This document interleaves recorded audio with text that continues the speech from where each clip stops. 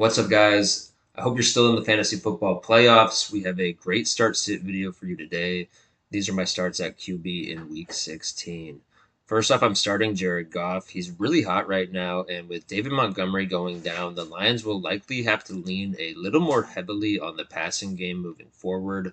Goff proved last week he can put up elite performances, and the Bears let him pass for 2 touchdowns in their previous meeting. I'm also starting Brock Purdy. The 49ers are down to their fourth string running back, and Purdy will have a chance to bounce back this week. The Dolphins do play pretty solid defense, but they have struggled in recent weeks versus Aaron Rodgers and Jordan Love, and I think Purdy will play well in this one.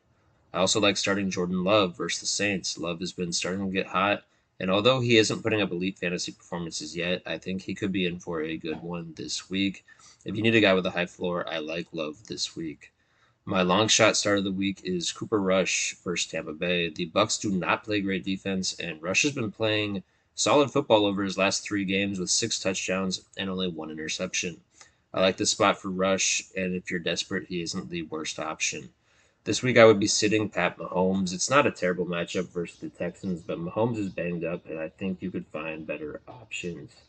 I'm also sitting Tua Tagovailoa. Look, he's played great football for the most part since returning from injury, but the 49ers are starting to look better on defense. I'm not sure if I would trust Tua this week with my fantasy season on the line. And finally, I'm sitting Sam Darnold. This is nothing against Darnold. He's played phenomenal football this year. It has more to do with the weather expectations in Minnesota this week. There could be very bad conditions, and I would definitely be keeping that in mind before starting him in week 16. Here are some running backs to start and sit in the fantasy football semifinals. First, I like starting James Conner this week. He's coming off back to back weeks where he scored over 20 fantasy points in half point PPR, and he gets the Carolina Panthers. The Panthers are the league's worst team at stopping the run, so I like Conner to stay hot. Next, I like starting James Cook against New England. New England the seventh most points to opposing running backs, and Cook is coming off a monster game against the Lions where he rushed for over 100 yards and 2 scores. I also think Bucky Irving is a must play this week. Irving is 2 weeks removed from a back injury, and during that time, he has lost some touches to Rashad White. But this week, he does not have an injury designation, so I believe he will be the focal point of the Buccaneers' rushing attack. He gets a nice matchup against Dallas, who is giving up the sixth most points to fantasy running backs. So definitely have him in your lineup. And my long shot start of the week is Kendre Miller. Miller looked good in relief for an injured Alvin Kamara last week. And if Kamara is unable to go, then it's safe to expect a decent game from him. Moving on to our sits for the week, I am sitting Kenneth Walker against Minnesota. Minnesota has the third best run defense in the league, and Walker has missed the past 2 games with an injury. Moreover, his backup, Zach Charbonnet, has performed great in those 2 games. So expect the Seahawks to be careful with Walker and limit his touches as they ease him back into action. I'm also sitting Najee Harris. Harris has a brutal fantasy football schedule for the playoffs, and it does not seem to get any easier this week with him facing Baltimore. Baltimore is one of the toughest defenses against the run, but they struggle against the pass. So expect the Steelers' game plan to focus on airing the ball out and keep Harris on your bench. And finally, I'm sitting DeAndre Swift against Detroit. Detroit has a great defense, and Chicago's offense has looked pretty terrible for the past several weeks. I expect the Bears to be down in this game, and the game script might work against Swift in this one. We are finally here. It is week 16, fantasy playoffs. Just a quick advice. Your super studs don't overthink it. All right. The Jamar Chases, the CD Lambs, the guys who got you here, no matter what the matchup, you play those guys. Now, for your starts, Nico Collins, Houston Texans. All right. He is a stud.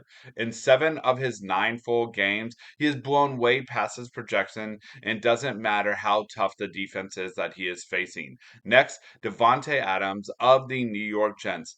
Rodgers and Adams finally found their groove. Too bad he's eliminated, but he's making a late push to hit 1,000 yards, which is great for fantasy football. Finally, Brian Thomas of the Jacksonville Jaguars. He has shown he truly is a stud, and he fell late in the first round. And maybe Mac Jones just really did not have any talent, but start Brian Thomas. Your long shot is Jalen McMillan of the Tampa Bay Buccaneers. He's flashing that he can be the number 2 pass catching option, and they're playing a terrible Dallas Cowboys defense. Your sits, Debo Samuel, he just has not looked good this whole season. And actually, it's been almost 3 seasons really since he's been good. But sit Debo. Next, Jerry Judy, Cleveland Browns. It is terrible that they're sitting Jameis, but Cleveland is embracing the tank so they can possibly get a quarterback. And with it being the fantasy playoffs, you just cannot trust Jerry Judy, so sit him. Finally, Roma Dunze of the Chicago Bears. He just does not get the volume that he needs, and unless he gets a touchdown, you can't count on him. So you should sit Roma Dunze. All right, getting down to the nitty gritty in those fantasy playoffs, I got your tight end start sits for you guys. We're starting Pat Fryermuth of the Pittsburgh Steelers. They are at the Baltimore Ravens. He's got 3 straight games with a touchdown. No George Pickens in the game, and they will likely be throwing a lot trying to keep up with that high-powered Baltimore offense. We're also starting Trey McBride of the Arizona Cardinals at the Carolina Panthers. Last week, the guy had 10 targets, catching 9 of them for 87 yards. He's still looking for his first TD. No better time to get it than against the Carolina Panthers. Our long shot this week at the tight end position is Jake Ferguson of the Dallas Cowboys versus the Tampa Bay Buccaneers. Yeah, he only had 4 targets last week and 2 receptions, but they led comfortably in that game. They only threw 9 times in the second half, so this matchup against the Tampa Bay Buccaneers should yield some more passing urgency from the Dallas offense.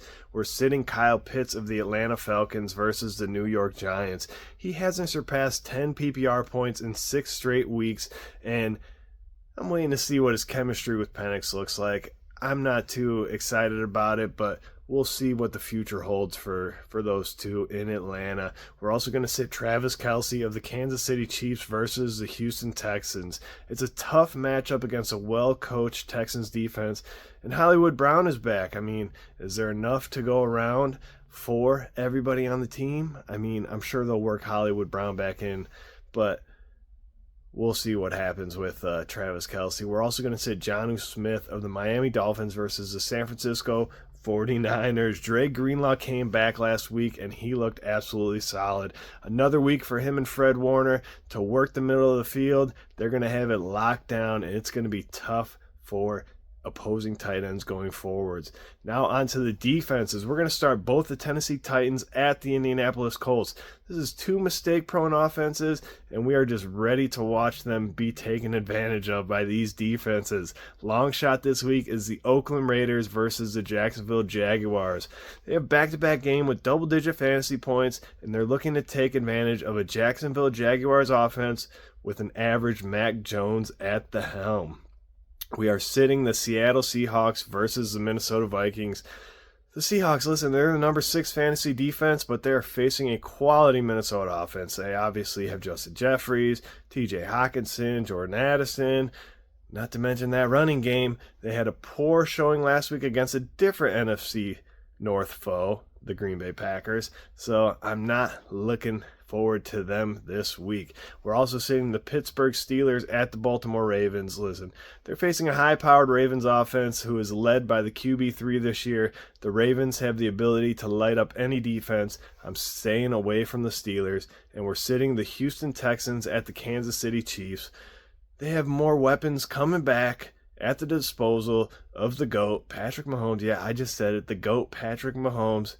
And while they're a formidable defense, this is just a tough matchup for any team. Hollywood Brown, he's coming back, and this could spell disaster for the rest of the league.